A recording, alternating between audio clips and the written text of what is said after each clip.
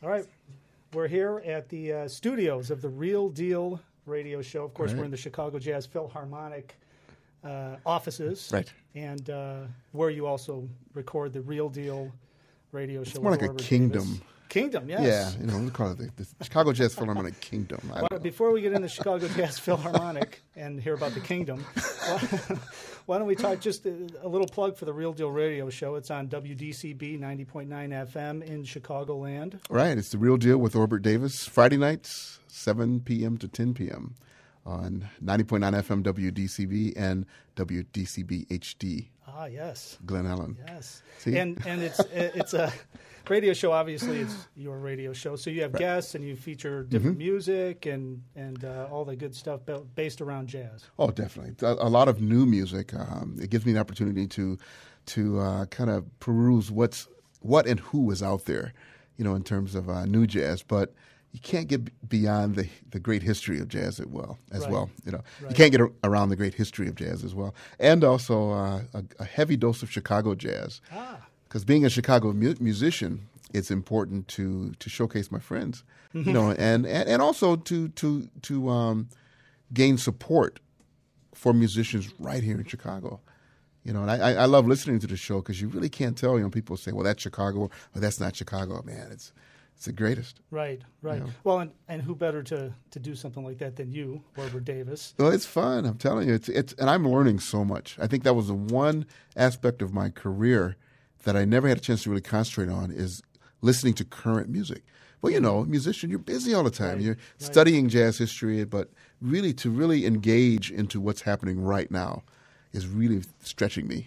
Well, I'll tell you, though, I mean, and talking about the radio show and now moving over to the Chicago Jazz Philharmonic, it seems as though everything that you do stretches you. Very much. You don't do anything halfway or easy.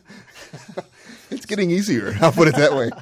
Well, let's talk about the Chicago Jazz Philharmonic, because obviously you were known for your trumpet playing and performing all throughout the world, quartets and many different ensembles. Sure. But in 2004, we'll do a little background for the people that aren't quite familiar with the background of the Chicago Jazz Philharmonic. 2004, you were approached to play at the Chicago Jazz Festival. That's right. And they wanted you to kind of take a chance, I think. Right. The Jazz Institute said, think big. Lauren Deutsch said, think big.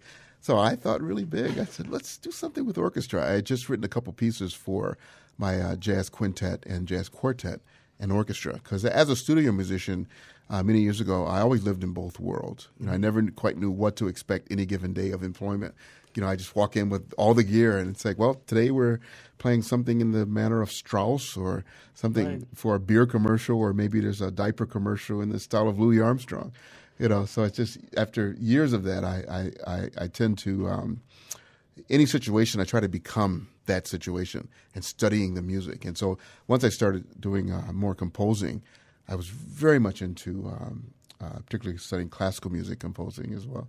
So this idea came, and from the moment the question came, we knew that we'd have to continue it and to say this is something different.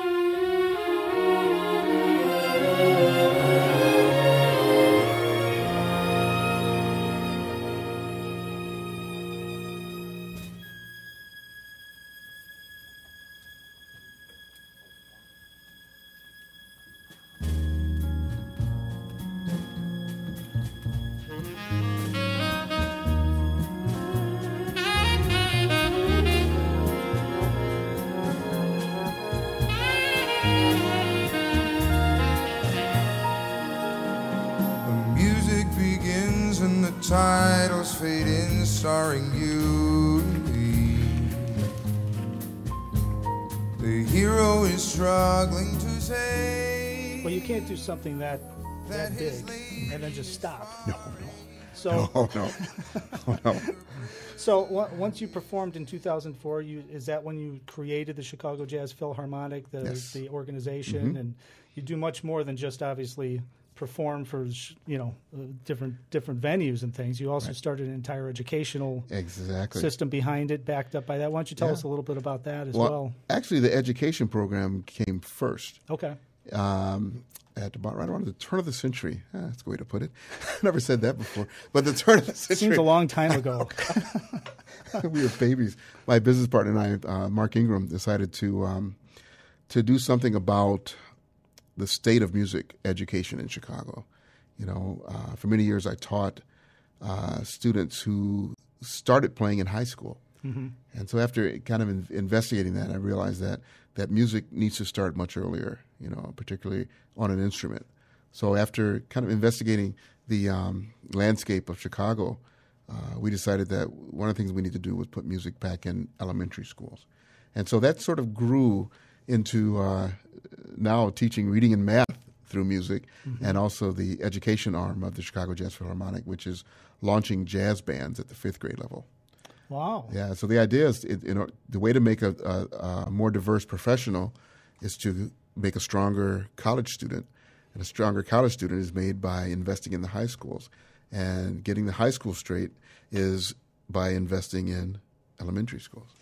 Well, it makes sense. It works. Makes total sense. It's phenomenal. But what happens also is I think that we're able to bring a very strong dose of culture, mm-hmm. American culture, back into the education. Even at the college level when I teach, I find that so many students have no idea who Miles Davis is because it's not a part of their culture. Right. If their parents don't listen to it, or if a teacher doesn't say, hey, get real, check this out, Right, yeah, sure. They can go their whole life not knowing. And the greatest of world music is American jazz, mm-hmm. you know? Yeah, that's amazing.